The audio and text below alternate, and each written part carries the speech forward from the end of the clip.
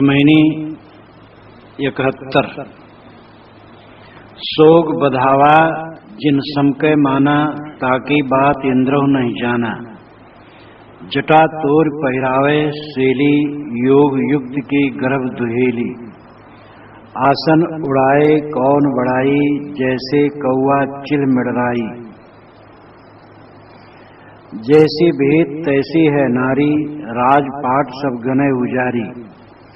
जस नरक तस चंदन जाना, जस बाउर तस राहे सयाना। लपसी लौंग गने एक सारा, खाण छाड़ मुख फाके छारा। यह विचार विचारते, गए बुद्धि बल चेत। दुई मिल एक होए रहा, मैं काहि लगाऊं हेत। निर्लिप्त बात का जो दिखावा है, सद्गुरु इसका इस श्रमैनी में खंडन करते हैं। अध्यात्म की ऊंचाई यही है कि शोक और बधावा सम हो जाए। शोक प्राय पुत्र मरण या भयंकर हानि में होता है। जहां पर बोध है तो वहां ये समझा जाता है कि कुछ अपना है ही नहीं, तो बिछड़ा क्या।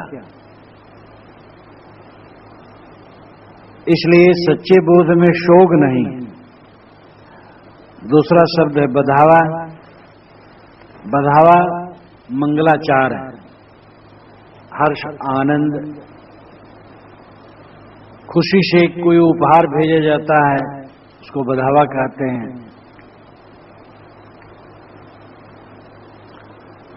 तो वहां शोक भी नहीं है और हर्ष भी नहीं।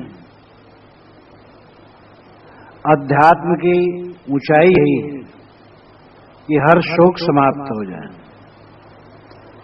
लेकिन जो इसका दिखावा करते हैं कि हमें हर शोक नहीं है, उनके लिए साहब व्यंग में कहते हैं, शोक बधावा जिन सम के माना। जिन्होंने शोक को और हर्ष को समान रूप में माना है, ताकि बात इंद्र नहीं जाना। उनकी बात इंद्र भी नहीं जान सकता है। इंद्र जालसाजी करने में बड़ा निपुण माना जाता है। इंद्र वेश बदल करके भी रहता था। वेद में एक जगह लिखा है कि कुछ दुश्मनों ने एक ऋषि को घेर लिया मारने के लिए। उन्होंने कहा, मैं इंद्र नहीं हूं। इंद्र दूसरे वेश में थे और निकल गए। एक बार इंद्र की पुत्रवधू ने कहा था, यज्ञ था इंद्र के पुत्र के यहां, तो इंद्र की पुत्रवधू ने कहा कि हमारे ससुर इंद्र भी आए होते तो वे भी सोमरस और सत्तू खा लेते। तो किसी ने कहा, नहीं वो आए थे लेकिन दूसरे वेश में थे, तुम समझ नहीं सके। वेदों से भी पता चलता है कि इंद्र वेश बदल करके भी रहता था और मायावी उसे कहा गया है। ऋग्वेद के 6ठे मंडल के 47वें सूक्त का 18 मंत्र और 10वें मंडल के 94वें सूक्त का दूसरा मंत्र देखने से भी पता लगता है कि इंद्र मायावी थे, दिखावा करना जानते थे। कुछ कांड रहा होगा, राजकाज चलाना होगा, करते होंगे। आगे चल करके इंद्रजाल शब्द का प्रयोग होने लगा। इंद्रजाल पुस्तक होती है और उसमें जालसाजी की बातें बहुत रहती हैं। प्रपंच साहब कहते हैं, इंद्र जो जालसाजी करने में बहुत श्रेष्ठ है, वह भी उनकी बात नहीं समझ सकेगा जो ये कहते हैं कि हमें हर शोक में समबुद्धि। ये व्यंग है। हर शोक में जिसकी समबुद्धि हो तो पूज्य, साहब उस पर व्यंग कैसे कर सकते हैं। लेकिन जो हर शोक में सम होने का दिखावा करता है वो बहुत खतरनाक है। ऐसे योगी होते थे, आज भी ऐसे महात्मा होते हैं जो डींग मारते हैं और अपने आप को ऐसा प्रदर्शित करना चाहते हैं कि हमारी बुद्धि सम है, लेकिन उनकी रहनी से पता चल जाता है कि वे क्या है। कई बार ये उदाहरण दिया हूं, जब गुरु जी के साथ हम लोग छत्तीसगढ़ जा रहे थे और विलासपुर में उस समय गाड़ी बदली जाती थी, कलकत्ता की तरफ से गाड़ी आई, हम लोग उसमें बैठे। एक सज्जन लाल कपड़ा वाले आके बैठ गए, नीचे लुंगी, उसके ऊपर कुर्ता, फिर जैकेट, पान खूब खाए, आके हमारे पास बैठ गए। कहे कि मुझे तो सब बराबर लगता है, कोई हर शोक नहीं, मैं 5 बरस का बच्चा हूं। अभी देखिए ठेले पर केले हैं, फल हैं, इसमें 1 दर्जन खींच लाऊं, कोई नहीं बोलेगा, सब समझते हैं ये 5 बरस के बच्चे के समान है। पान खूब खाए थे, बात करते थे, थूक पड़ती थी और बोलते जाते थे। समता की बात, समता की अवस्था में मैं पहुंच गया हूं, बराबर कहते चले जा रहे थे। मैं उनकी बातों से परेशान हो गया। अंत में गाड़ी ने सीटी दी तो उतर गए, क्योंकि उधर उनको जाना नहीं था, वहीं कहीं रहते होंगे। जिसको समता आ जाएगी वो कहने जाएगा कि मुझे समता प्राप्त हो गई है, वो समता में जिएगा। जो दिखावा करता है वो समाज से पुजवाने की इच्छा वाला होता है। साहब कहते हैं ऐसे लोग जो समता में पहुंचने की डींग हाँकते हैं, सोग और बधावा जो सम मानते हैं, कहते हैं हम सम मानते हैं,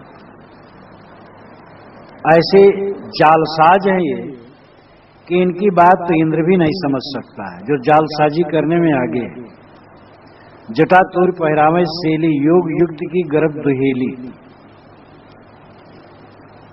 ये लोग जटा तोड़ करके सेली पहनाते हैं। ये प्राय व्यंग है नाथपंथियों पर, हठ योगियों पर। ये वैष्णव संतों को वाद विवाद में हरा देते थे, क्योंकि वैष्णव सरल होते थे, आज भी सरल होते हैं।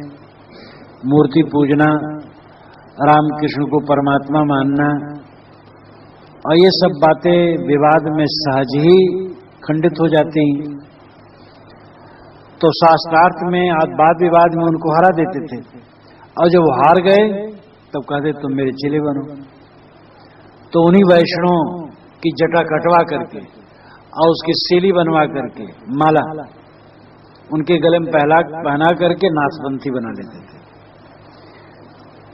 कबीर साहब ने वैष्णव की तरफ से विवाद करके नाथपंथियों को हराया था और वैष्णव की रक्षा की थी। ये चर्चा मैं बचपन से ही सुनता हूं। साहब कहते जटा तोड़ पहरावे सेली। नाथपंथी 2 काम करते थे, एक तो चंदन चाट लेते थे और जटा तोड़ करके सेली पहना देते थे। तो जब वाद विवाद में हरा दे तो चाटने चंदन, ये कहानी आती है। साहब कहती है जटा तोड़ करके सेली पहनाते हैं। सेली का मतलब है बाल या ऊन का या रेशम का हार, माला। जटा तोड़ करके सेली पहनाते हैं। योग युक्त की गर्भ दुहेली, इन्हें अपने योग के युक्त का भारी गर्भ, दोहिली का मतलब भारी, कठिन, दुखदाई भी होता है। इनको अपनी योग युक्त का भारी गर्व है कि हम योगी हैं, पहुंचे हुए सिद्ध हैं, हमारे समान कोई नहीं। आसन उड़ाई कौन बढ़ाई, जैसे कौआ चील मिडराई।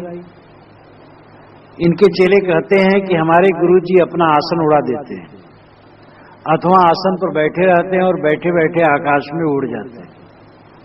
साहब कहते इसमें कौन बढ़ाई है, कौआ और चील जन्मजात आकाश में उड़ते रहते हैं, तो उससे अधिक तुम क्या हो। यद्यपि कोई आकाश में उड़ नहीं सकता है। इंसान ने पक्षियों को देखा कि वे आकाश में उड़ते हैं, इसको भी साध हुई। इसलिए कहानियों में बहुत बातें आती हैं, बौद्ध ग्रंथों में भी, जातक कथाओं में भी आती है। वह भिक्षु बिहार से पात्र लेकर के आंगन में उठा आकाश मार्ग से, अमुक राजा यहां गया, वहां आतिथ्य स्वीकार करके खा पी करके आकाश मार्ग से फिर बिहार में मठ में आ गया। आकाश में उड़ने की बात बौद्ध ग्रंथों में भी है। और वही जमाना है रामायण जब लिखी गई है, और बहुत सारे ऐसे ग्रंथ हैं कि वही समसामयिक थे। और उसमें हनुमान जी वहां उड़ रहे हैं, विभीषण उड़ रहे हैं, कौन उड़ रहा है, सुपर्णरेखा भी उड़ रही है। तो उड़ने की इच्छा मनुष्य में है। मैं एक दिन ऊपर छत पर लेटा था, तो एक पक्षी उड़ा जा रहा था। देखा कि 1 मिनट में मुझे अनुमान हुआ कि ये 1 किलोमीटर के लगभग उड़ गया होगा, इतना तेज उड़ रहा था। तो आप देख करके मन में साध होती, हम भी उड़ते तो फिर क्या पूछना। इसलिए मनुष्यों ने उड़ने की कल्पना कर डाली और ग्रंथों में ऐसा लिख डाला, और मनुष्य उड़ नहीं सकता है, उड़ने की क्षमता उसे नहीं है। साहब कहते कोई कहे कि हम आसन उड़ा देते, आसन पर बैठ के हम उड़ लेते हैं, तो क्या विशेषता हुई।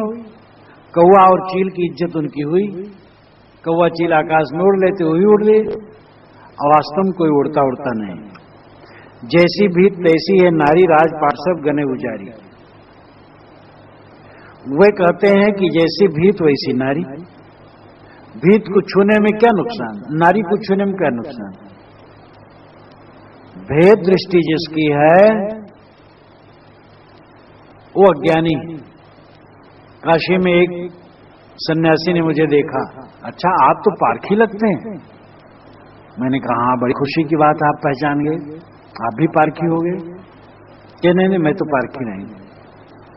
मैंने कहा और फरमाइए। कि आप तो जड़ चेतन अलग मानते हैं। मैंने कहा तो एक ही है।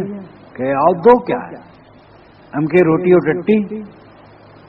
कहे ज्ञान हो जाए तो एक ही है।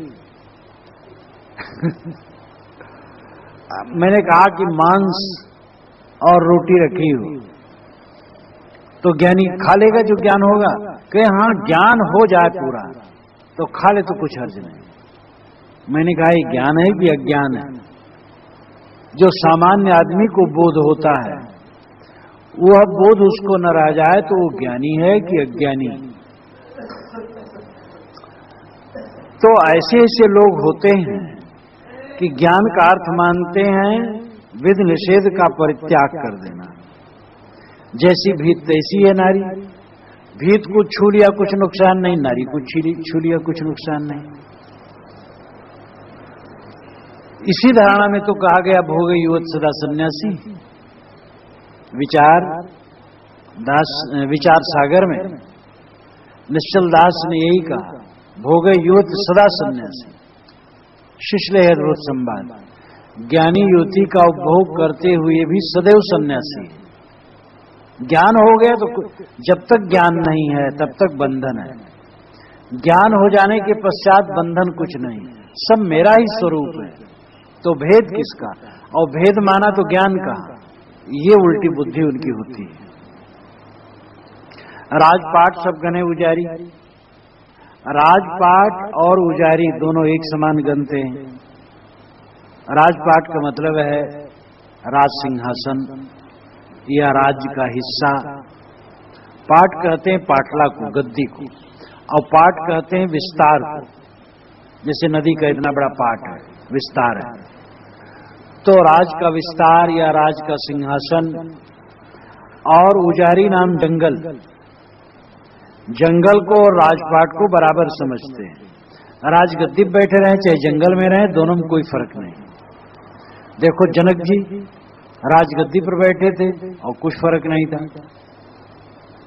यहां तक पंडित लोग कह देते हैं कि जनक जी युवती स्त्री को गोद में बैठाए थे और सुखदेव एक लंगोटी पहन करके आए थे, लेकिन सुखदेव को ज्ञान नहीं था और जनक को ज्ञान था।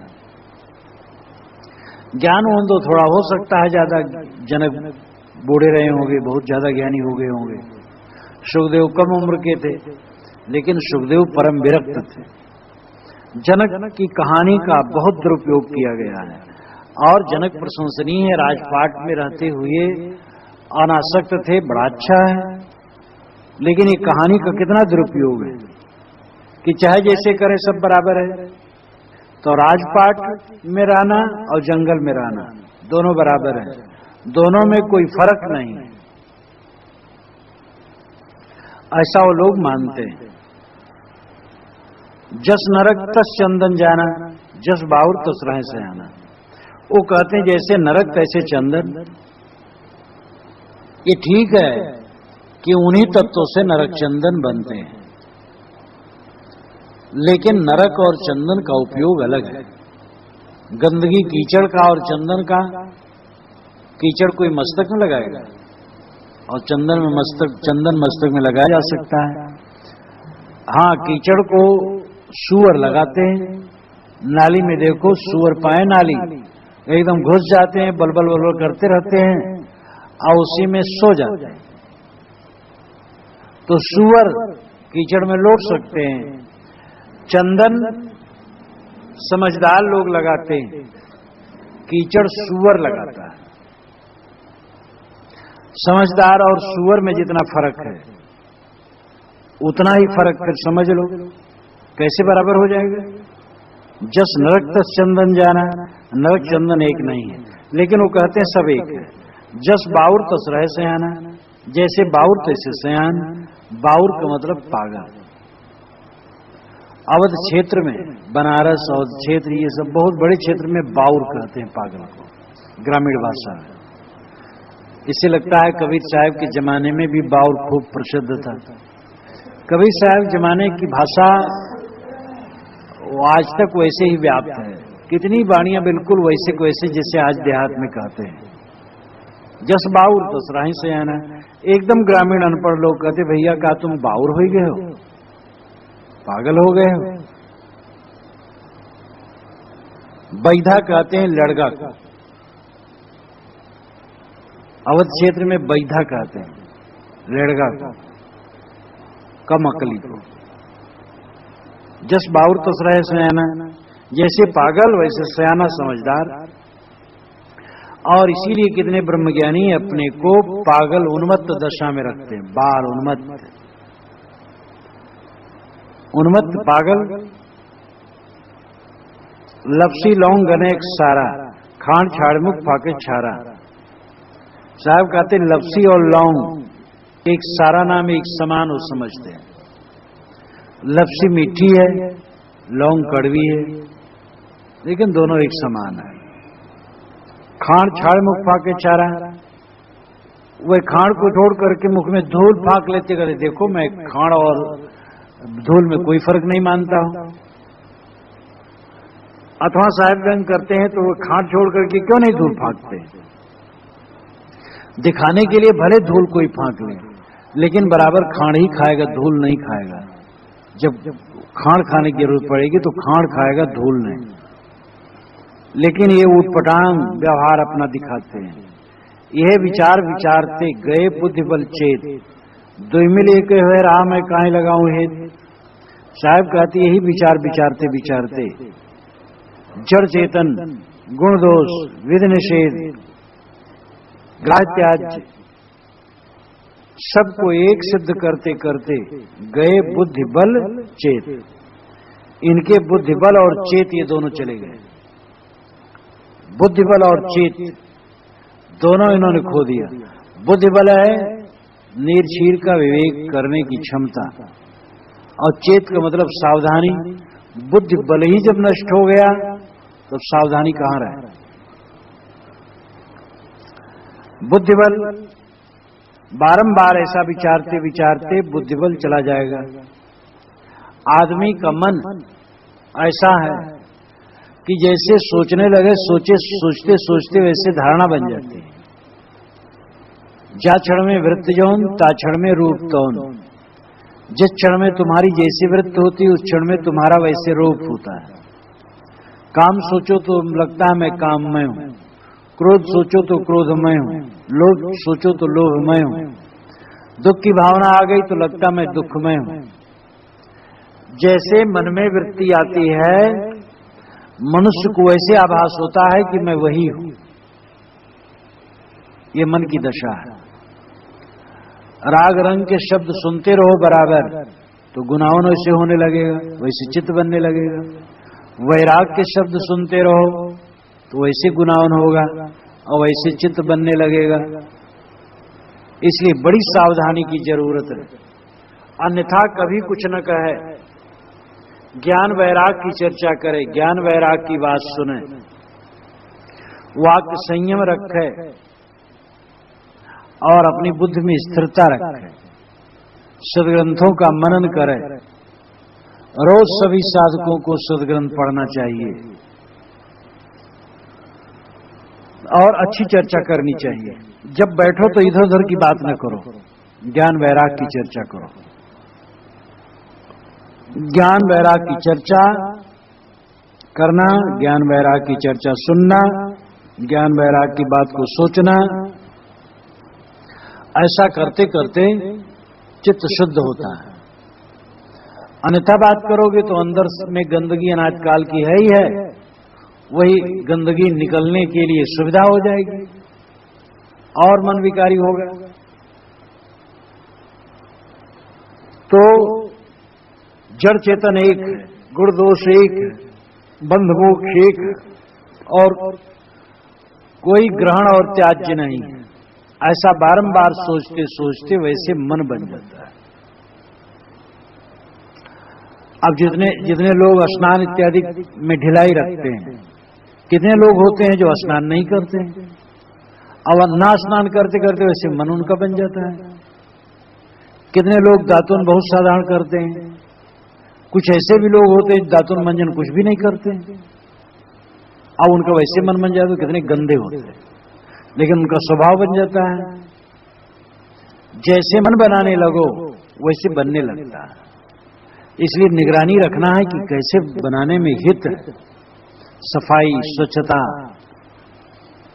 सदाचार का पालन बहुत जरूर, आचार विचार और रहनी सब पर सुधार की जरूरत है। अब ये भी ठीक है कि मजबूरियां, लेकिन जहां मजबूरी नहीं वहां तो सुधार चाहिए। अरे ब्रह्मज्ञानी लोग, अब ब्रह्मज्ञानी मतलब सब ब्रह्मज्ञानी नहीं, विवेकवान भी ब्रह्मज्ञानी होते हैं जो इसको नहीं मानते, लेकिन सिद्धांत दोष है कि सब एक है। और कितने ब्रह्मज्ञानी कहलाने वाले कोई आचार विचार की शुद्धता नहीं, सफाई स्वच्छता कोई ध्यान नहीं, सब एक है बस। और वे तर्क देते हैं लेकिन उनका तर्क गलत है। चावल है, दाल है, शक्कर है, शक्कर कोई धोएगा कैसे? मजबूरी है। अब कोई कहे शक्कर तुम धो नहीं पाओगे तो चावल दाल धोने की क्या जरूरत, छोड़ो आधान में, तो ये कोई समझदारी है? जिसमें अपना बस नहीं है तो मजबूरी है। शक्कर धोने क्या मतलब होगा? जब गल जाएगा वैसे खराब हो जाएगा। चावल दाल धो करके छोड़ो, शक्कर छान लो, बस इतने सुविधा हो सकती है। कई जगह ऐसी बात तो होती कि मजबूरियां होती, तो जो मजबूरियां हैं उसमें वैसे मन बनाना पड़ता है, और जिसमें मजबूरियां नहीं उसमें सफाई स्वच्छता रखना चाहिए। अब पानी को कैसे कोई धोएगा? कुआं में से पानी निकाले तो कोई पानी धो तब लो, और पानी कैसे दो? और उसमें मेढक है, मछली है कुआं में, अब वे प्रजनन करने, टट्टी पेशाब करने कहीं बाहर जाते हैं कि बाहर जाए सब निपट करके स्नान करके तब कुआं में हुए? तो क्या किया जाए फिर? आलू न धोया जाए, सब्जी न धोई जाए, और हाथ न धोया जाए, बिना हाथ धोए खाया जाए? तो इसलिए जहां अपना वश नहीं है वो आप करो। लेकिन जब वैसे सोचने लगो तो सोचते सोचते वैसे बुद्धिबल नष्ट होने लगता है। गए बुद्धिबल चेत, उनका बुद्धिबल नष्ट हो गया और चेत सावधानी नष्ट हो गई। दुई मिल एक हो रहा, मैं काहे लगाऊं ये? दोनों को मिला करके एक हो रहे हैं। जड़ चेतन एक, भोग योग एक, बंध मोक्ष एक ही आत्मा है। बधा किसमें है? न बंध है न मोक्ष है।